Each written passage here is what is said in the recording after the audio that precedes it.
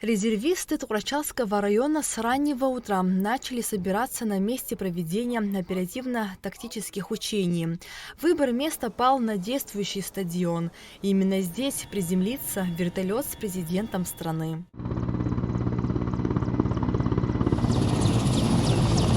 Строго в определенное время на землю приземляется вертолет Минобороны Республики. Прибыл главнокомандующий вооруженными силами Абхазии Бадра Гунба.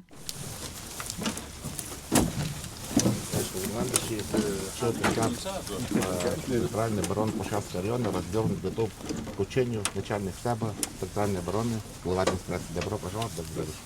Далее Бадра Гунба направился в сторону резервистов, приветствуя всех на своем пути. Среди военнообязанных и ветераны Отечественной войны народа Абхазии. Президент отметил вклад ветеранов, которые делятся опытом и прививают молодому поколению любовь к родине и чувство долга. Также он пообщался с медиками, которые часто оказываются на самых опасных участках фронта. Спасибо, что вы в строю. И в период войны тоже медики играли ключевую важную роль. Так сложилось, что и мой однофамилец как раз в период войны находился здесь. Для меня люди в белом халате — это очень храбрые, отважные. И люди, которые спасли хотя бы одну жизнь, это для нас герои. Спасибо вам большое, низкий поклон. Президент страны ознакомился с текущей обстановкой, ходом развертывания сил на местности и заслушал доклады о подготовке личного состава, задействованной техники и выполнении поставленных задач учений. Очень важно, чтобы сегодня молодые ребята, новобранцы, имели возможность практиковаться и получать опыт у своих старших коллег. Сегодня очень много здесь я вижу ветеранов Отечественной войны. Среди вас ваши сыновья, представители более молодого поколения, которые должны и призваны служить своему Отечеству, перенимать весь опыт, накопленный у наших ветеранов. Спустя 32 года у нас сохраняются все те же угрозы. Никто не отказался от реваншистских действий. Учитывая вышеизложенное, нам надо быть готовыми к развитию любых сценариев. Во время учений армия становится единым организмом, способным выдержать любую атаку. В эти дни воздух будет пропитан напряжением и предвкушением будущей победы. Как известно, по Абхазии проходят командно-штабные учения. Также в нашем районе, в Парчельском районе, проводит первый мотострелковый Парчельский полк. Мы также будем участвовать во всех учениях родов войск. Также ожидается высадка в Цабали. Вся техника, которая приписана к первому мотострелковому Парчельскому полку, тоже будет участвовать. Такие учения необходимы. Они позволяют координировать различные группы наши, укрепляют боевой дух. Получается, повестку прислали вчера и добровольно сюда сегодня пришел на сборы. Как я думаю, также все здесь. И систематически нужно их проводить, чтобы люди имели никакую боевую подготовку, чтобы хотя бы какие-то первые начальные навыки люди имели, знали, что такое военное дело. Мы каждый год участвуем в учениях, ездим и в Цабал.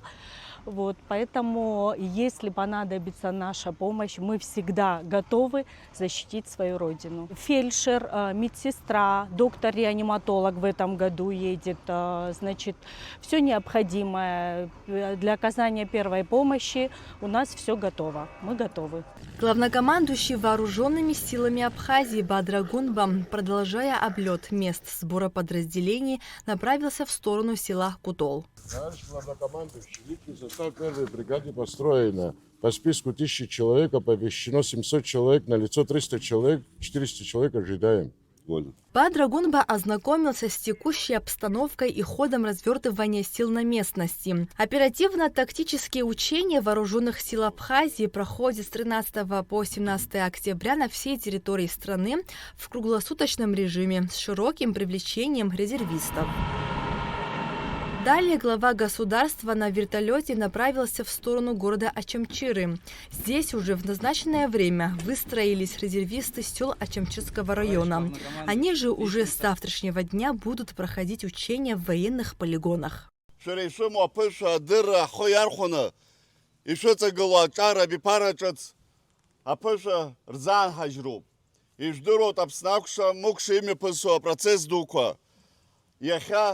Иҟоуп амчрақәа изҭаху ара ҿыцла аибашьра хлымӡаах аартра.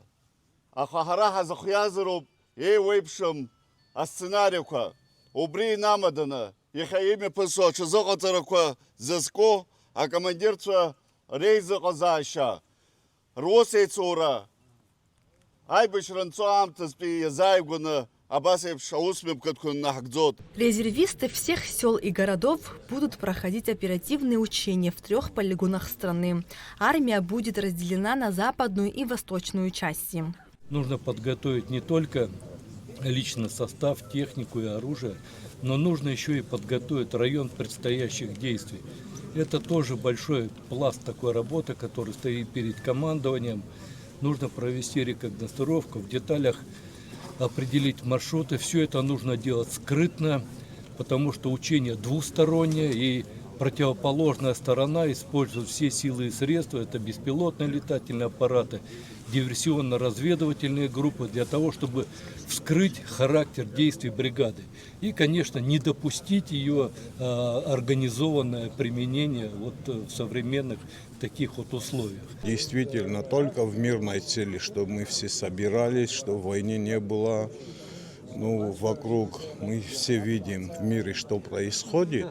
Ну, вот этого бы не было бы, конечно, чтобы мирное всем, по всему миру, чтобы мир было. Вот это мы и желаем. Это очень хорошее дело, потому что, не дай бог, но в случае какой-то опасности, чтобы слаженность была, чтобы люди могли быть оповещены вовремя, чтобы каждый знал, что будет делать. После города Ачамчира главнокомандующий вооруженных сил Абхазии прилетел в город Гудаута, где его также ждали резервисты. Полковник абхазской армии Роман Цукба доложил президенту о численности резервистов и представленной техники. Бадра Гунба подчеркнул, что абхазский народ должен быть готов в любое время встать на защиту Родины.